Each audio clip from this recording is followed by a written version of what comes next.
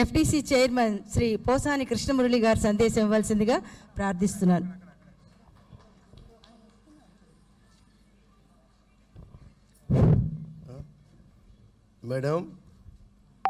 Madam సందేశం ఇవ్వమన్నారు. ఏ సందేశం ఇవ్వాలి? ఏ సందేశం ఇవ్వమంటారు? సందేశం ఇవ్వమన్నారు కదా నన్ను. వాళ్ళకేం తెలియదు, అన్నీ తెలుసు కదా. అందరికీ నమస్కారం.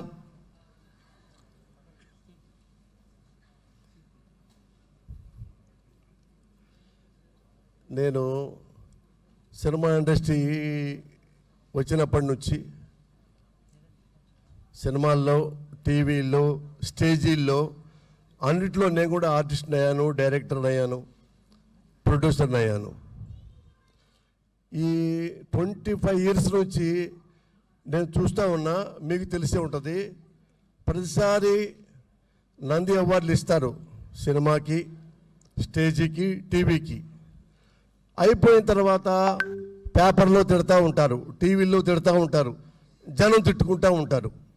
వాడమ్ముకున్నాడు, వీడమ్ముకున్నాడు, వాళ్ళకి ఇచ్చారు, ఇది వీళ్ళకి ఇచ్చారు, ఆ క్యాష్ వాడికి ఇచ్చారు, ఈ మతం వాడికి ఇచ్చారు అని ఈ రోజు వరకు, ఈ ప్రభుత్వం రానంత ముందు వరకు మీరు ఎప్పుడైనా మీ పేపర్స్ చూడండి, టీవీలో చూడండి.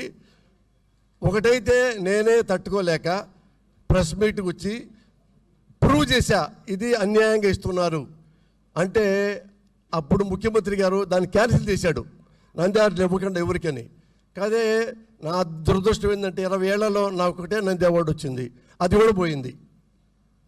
అందులో ఇది ఏదైతే క్యాన్సిల్ అయిపోయిందో ప్రభుత్వం దగ్గర, అందులో నా ఒక్కడికి ఇచ్చారు. ఇదేదో చాలా చాలా అన్అవాయిడబుల్ రా పోసానికి ఇవ్వకపోతే అని. కానీ నేను అవన్నీ చెప్పేదానికి అన్నీ క్యాన్సిల్ అయిపోయి నాది క్యాన్సిల్ అయిపోయింది. 25 ఏళ్ళ నుంచి నేను కళ, ఏది నంది అవార్డు కూడా రాలేదు నాకు. యాక్చువల్గా అయితే 10-15 రావాలి, రైటర్గా, డైరెక్టర్గా, ఆర్టిస్ట్గా, హీరోగా, అన్నీ రాలే.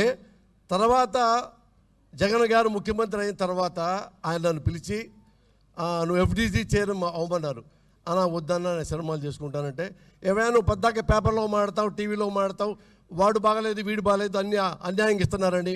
నువ్వు సీట్లోకి వచ్చావు, నువ్వు న్యాయంగా ఇవ్వు, మరి సీట్లో కూర్చొని తెలుస్తుంది నీ కెపాసిటీ ఏంటో అన్నాడు. అయితే ఇవ్వండి అన్నా, చేస్తానని చెప్పాను. అప్పుడు నేను చైర్మన్గా ఉండి, అన్నా కరోనా వచ్చింది 2.5 ఇయర్స్, ఇంకా 2.5 ఏళ్ళు మీరు ప్రజా సేవ చేయాల్సి ఉంటుంది, అందుకని 3 చేయను, ఒకటి చేస్తా. ఒకటి ఇంపార్టెంట్ ఏంటంటే, చిన్నప్పటి నుంచి 100 సంవత్సరాల నుంచి ఉండింది స్టేజీ, ఈ నాటకం ఉన్నాయి. అందుకని దాని వరకు నేను నంది అవార్డులు ప్రాపర్గా చేసుకుంటానని చెప్పా. ఇప్పుడు కళాకారులు చాలామంది ఉన్నారు, మీ అందరికీ చాలామంది తెలుసు. డైరెక్టర్లు ఉన్నారు, ఈ సంస్థ నడిపించే వాళ్ళు, పరిషత్తులు నడిపించే వాళ్ళు ఉన్నారు, ఇందులో కళాకారులు ఉన్నారు, ఇప్పుడు నటించబోయే వాళ్ళు ఉన్నారు, ప్రదర్శన ఇవ్వబోయే వాళ్ళు ఉన్నారు. వాళ్ళందరికీ మీకు తెలుసు, ఎక్కడెక్కడ జడ్జిమెంట్ ఇస్తుంటే మీరు అరుచుకుంటా, తిట్టుకుంటా వెళ్ళటం కూడా తెలుసు. కానీ ఈ ప్రభుత్వంలో చేస్తున్న ఫస్ట్ ఈ నంది అవార్డుల విషయంలో మీరు 100% భరోసా ఉంచుకోండి. 100% ఈ ప్రభుత్వాన్ని నమ్మండి, నన్ను నమ్మండి. ఒక్కడికి కూడా అనర్హుడికి నంది రాదు, అర్హులైన వాళ్ళకే వస్తాయి. ఎందుకు వస్తాయంటే, ఏదైతే మీ కళాకారులు ఎదురు చూస్తున్నారో ఆ కళాకారులనే మేము జడ్జీలుగా పెట్టాము. ఎందుకంటే కళాకారుడు ప్రేమిస్తాడు కాబట్టి, వాడికి వాడి సాధబాకాలు తెలుస్తాయి కాబట్టి వాళ్ళని 27 మంది జడ్జీలను పెట్టాం. ఇంతవరకు ఇండియాలో ఎవడి పెట్టలా, వరల్డ్లో కూడా పెట్టలా. ఒక నంది అవార్డుకి 27 మందిని, 27 మంది కూడా వాళ్ళు లెజెండ్స్ అన్నమాట. నాటకాల మీద, బుక్స్ మీద, నాటక పరిశోధనల మీద కమాండ్ ఉన్న మనుషులు. వాళ్ళ హ్యాట్స్ ఆఫ్. ఎంత గొప్పగా వాళ్ళు ఇస్తారంటే, కులం లేదు, మతం లేదు. నేను చెప్పే 27 మందిని కూర్చొని, అంతకుముందు మీ ఎక్స్పీరియన్స్ మీకు ఉంది సార్ అంటే, ఒక జడ్జిని పాత ప్రభుత్వం వాళ్ళు ఎవరికో ఆయన రాస్తే ఏమై ఇట్లా భుజం మీద కొట్టి, వద్దా వాడికి ఇచ్చే సార్, ఇతనికే వచ్చిందండి, మా తెలిసినవా ఆ పేరు రాయించుకున్నాడు. ఆ జడ్జిని కూడా పిలిచాం, వద్దు సార్ ఎందుకు మా తలనొప్పి, మేము ఎందుకు బూతులు తినాలి అన్నా, మీరు రండి, అందరూ కూర్చోబెట్టా.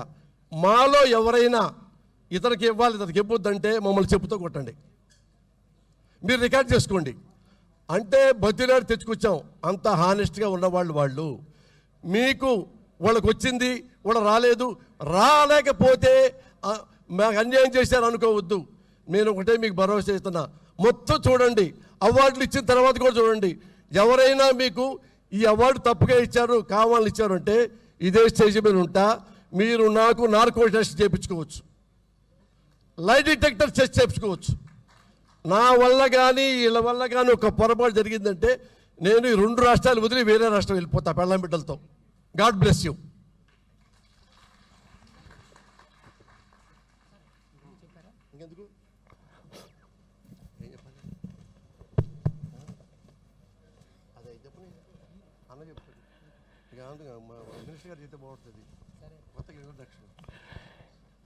ఈ 7 రోజుల నంది నాటకోత్సవాలు 2022 కార్యక్రమాలు అంగరంగ వైభవంగా అలంకరింపబడిన శ్రీ వెంకటేశ్వర విజ్ఞాన మందిరం ఆవరణలో స్వరాజ్య సమరయోధుడు, నటులు, రచయిత, దర్శకులు, కీర్తిశేషులు శ్రీ బలిజేపల్లి లక్ష్మీకాంతం గారి కళాప్రాంగణంలో జరుగుతున్నాయని చెప్పి సవినయంగా తెలియజేసుకుంటూ ఉన్నాం. వారికి నిండు నివాళి ఈ నంది నాటకోత్సవం 2022 జరపడం ద్వారా ఈ ఆడిటోరియంలో తెలియజేస్తూ ఉన్నాం. ధన్యవాదాలు. ఎందరో మహానుభావులు నాటకరంగ దీపదారులను సీడీ ఆవిష్కరణ, రంగస్థానం అలాగే రంగప్రస్థానం అనే పేరు మీద నాటకరంగం పుట్టుకను గురించి, పరిణామ క్రమాన్ని గురించి కూడా ఇంతకుముందు ఎవరూ చేయని ఒక సాహసోపేతమైనటువంటి సీడీని చేశారు. ఆ నాటక రంగంలో ఉన్న ప్రముఖులందరి పేర్లు కూడా ఆ సీడీలో ఉంటాయి. ఇప్పుడు అతిథుల యొక్క అమృత హస్తాలతోటి ఆ సీడీ ఆవిష్కరణ జరుగుతుంది. రంగప్రస్థానం అనే పేరు మీద సీడీ ఆవిష్కరణ. రండి మేడం, జేసీ గారు.